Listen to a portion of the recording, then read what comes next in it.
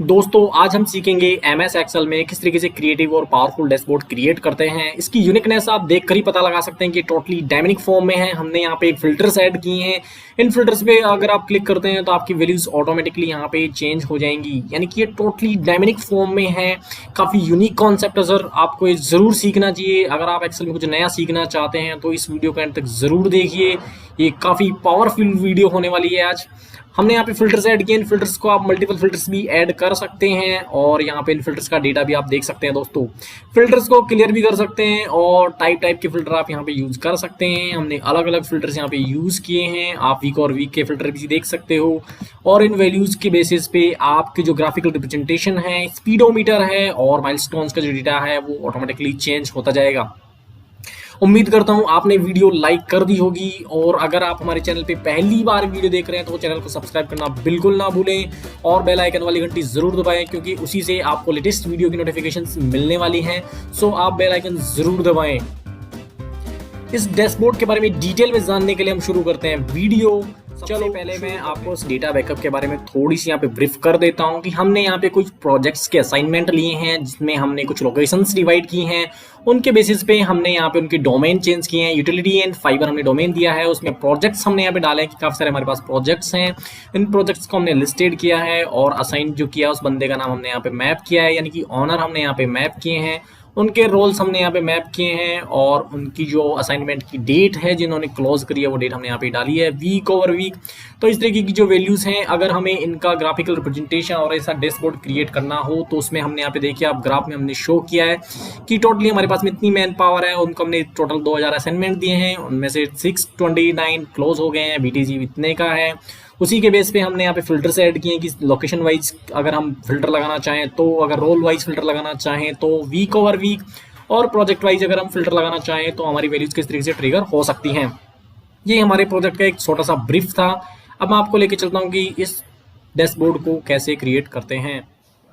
सबसे पहले हम यहाँ पे बैकअप को सिलेक्ट कर लेते हैं। यहाँ से कंट्रोल सी प्रेस करते हैं, कंट्रोल एन प्रेस करके एक न्यू वर्कशीट ओपन कर लेते हैं। वहाँ पे इस डेटा को हम यहाँ पे कंट्रोल वी कर देते हैं तो हमारा डेटा बिना विड्थ और साइज के अलाइनमेंट के यहाँ पे पेस्ट हो गया है। आप देख सकते हैं कि इस तरीके से आप किसी भी डेटा को अगर पेस्ट करेंगे तो आपका डेटा कभी भी अनगार्बेज फॉर्मेट में आपके पास में पेस्ट नहीं होगा। उसकी जो लाइन्स की और यानी कि जो रो और कॉलम्स की जो विड्थ अलाइनमेंट है वो एज इट इज बनी रहेगी। तो आप उसको इस तरीके से इजीली यहाँ पे डिफाइन कर सकते हैं। सिंपली सीट का रिनेम हम यहाँ पे कर देते हैं। हम इसको लिख देते हैं बैकअप सीट और यहाँ पे हम लिख देते हैं हमने इसका नाम चेंज कर दिया बैकअप। नाउ यहाँ पे आप एक और सीट ऐड कर लीजिए। प्लस वाले साइन पे क्लिक करेंगे तो एक न्यू सीट इसमें ऐड हो जाएगी। सीट को हम थोड़ा सा सीट को चेंज कर लेते हैं हमारे फॉर्मेट के अनुसार। तो सबसे पहले व्यूज में जाते हैं और यहाँ पे ग्रिड लाइंस को रिमूव कर देते हैं। आप हेडलाइंस को रिमूव कर सकते हैं, फॉर्मूला बार को रिमूव कर सकते हैं, तो टोटल स्पेस आपके पास फ्री हो जाएगा। बट अभी हम ऐसा नहीं कर रहे हैं, ये प्रोसेस हम बाद में कर लेंगे। स्टेप नंबर 2 की अब हमें यहाँ पे एक हेडिंग पेस्ट करनी है। तो सबसे पहले हम हेडिंग यहाँ पे ड्रॉ कर लेते हैं। इंसर्ट बटन पे जाएंगे, शेप में जाएंगे और यहाँ पे हम शेप में से कोई भी शेप यहाँ पे चूज कर लेते हैं। लाइक ये पे बहुत सारी शेप्स आपको मिल जाएंगी। तो हेडिंग के लिए मैं आपको रिकमेंड करता हूँ कि आप इस तरीके की जो टूलर फॉर्म है वो आप यहाँ से कॉपी कर सकते हैं और इसको आप यहाँ पे इजीली ड्रॉ कर सकते हैं। जैसे आप ड्रॉ करेंगे तो आप इसको काफ़ी लेंथी भी ले जा सकते हैं और इसमें कुछ भी आप टाइप करना चाहते हैं वो आप टाइप भी कर सकते हैं। जो भी आपके प्रोजेक्ट का नेम है उसके बेसिस पे आप यहाँ पे उसका नाम टाइप कर सकते हैं। जैसे मैं यहाँ पे फटाफट टाइप कर देता हूँ, मैंने यहाँ पे नेम पेस्ट कर दिया है। आप इसको सिलेक्ट कर सकते हैं, कंट्रोल बी के साथ में बोल्ड कर सकते हैं, कंट्रोल शिफ्ट इसको अप के साथ में आप इसको विड्थ भी बढ़ा सकते हैं। यहाँ पे आप इसकी थोड़ी सी विड्थ और बढ़ा लीजिए और इसको यहाँ पे अलाइन भी कर सकते हैं बिल्कुल मिडिल में। और इस तरीके से आपका ये डेटा इसमें सेट हो गया है। आप इसको थोड़ा सा और बड़ा यहाँ पे कर सकते हैं ताकि और इजीली विजिबल हो सकता है। इसकी यहाँ पे आप फॉन्ट साइज इंक्रीज कर सकते हैं। इसको थोड़ा सा यहाँ पे आगे ड्रैग कर लेंगे तो ये इजीली पूरा हमारा अवेलेबल हो जाएगा। नाउ ये हमारा टोटली फेयर हो गया है। आप इसको यहाँ पे कलर्स भी नोट कर सकते हैं। जैसे हमने इसकी बैक थीम है वो अगर हम यहाँ पे येलो कर देते हैं तो काफ़ी हाईलाइट फॉर्म बन जाएगी। और इसकी जो फंट साइज है और वो फंट है हम इसको यहाँ पे रेड कर देते हैं, डार्क रेड। तो ये काफ़ी ईजिली और विजुअल आपको यहाँ पे शो हो रहा है। यहाँ से आप इसकी शेप को भी यहाँ से डिजाइन कर सकते हैं। सिंपली आप यहाँ पे सिलेक्ट कर लीजिए और यहाँ पे आप फॉर्मेट में आ जाइए। फॉर्मेट में देखिए शेप इफेक्ट पे आप जाइए और इसकी शेप को जो है आप यहाँ से चेंज कर सकते हैं। 3D फॉर्म में आप यहाँ पे कन्वर्ट कर सकते हैं। यहाँ पे कोई भी आप फॉर्म ले लीजिए और उसमें आप इसको कन्वर्ट इजीली कर सकते हैं। काफ़ी सारी थीम्स आपको यहाँ पे मिल जाएंगी, आपको जो कलर और जो फंड और जिस सहूलियत में आपको साइज चाहिए वो आप ले सकते हैं। I think it is much better, तो मैं इसको सेलेक्ट कर लेता हूँ। नाउ ये हमारी हेडिंग यहाँ पे क्लियर हो गई है। आप इस फंड्स की लैंग्वेज भी यहाँ से चेंज कर सकते हैं।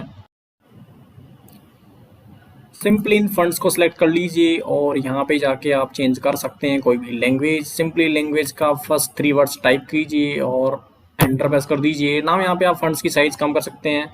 आप यहाँ पे 40 तक सेलेक्ट कर लीजिए और एंटर प्रेस कर दीजिए, तो आपकी जो वैल्यूज़ हैं वो यहाँ पे सेट हो गई हैं। आप इनके आगे ऐसे क्रॉस स्लैश भी लगा सकते हैं, तो काफ़ी यूनिक थोड़ा सा ये लगता है यहाँ पे, तो आप ये भी लगा सकते हैं। आप डबल लगाएंगे या सिंगल लगाएंगे वो आपके ऊपर डिपेंड करता है, ठीक है ना। तो ये हमने स्पेस कवर भी हो गया और हमारा इस तरीके से काफ़ी अच्छा यहाँ पे लग रही है हेडिंग्स।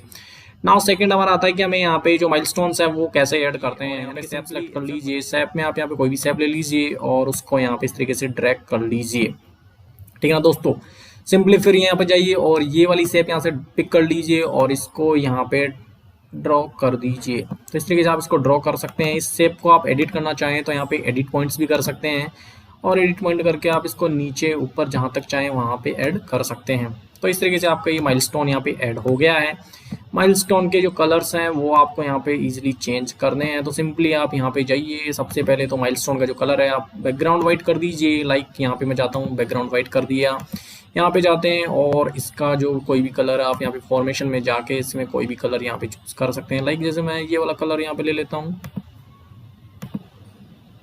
नाउ इनको हम यहाँ से आउटलाइन में जाते हैं और यहाँ पे सेफ इफेक्ट भी आप यहाँ पे ऐड कर सकते हो। लाइक वही सेफ इफेक्ट आप यहाँ पे कोई भी जैसा आपको चाहिए वैसा वाला आप सेफ इफेक्ट यहाँ पे ऐड कर सकते हैं।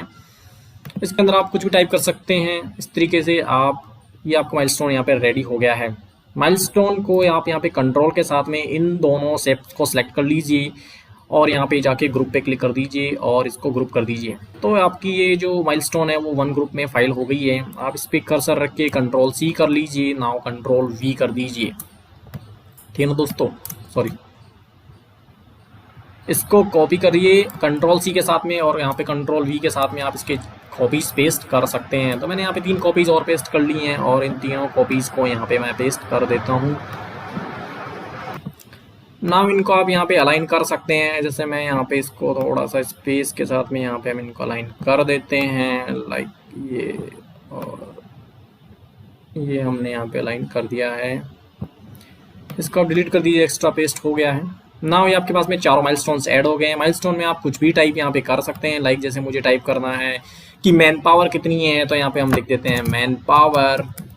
कंट्रोल के साथ में इसको सिलेक्ट कर लीजिए, कंट्रोल A, कंट्रोल B के साथ में बोल्ड कर दीजिए, कंट्रोल शिफ्ट अप एरो के साथ में इसको आप यहाँ पे इसकी फंड साइज बढ़ा सकते हैं।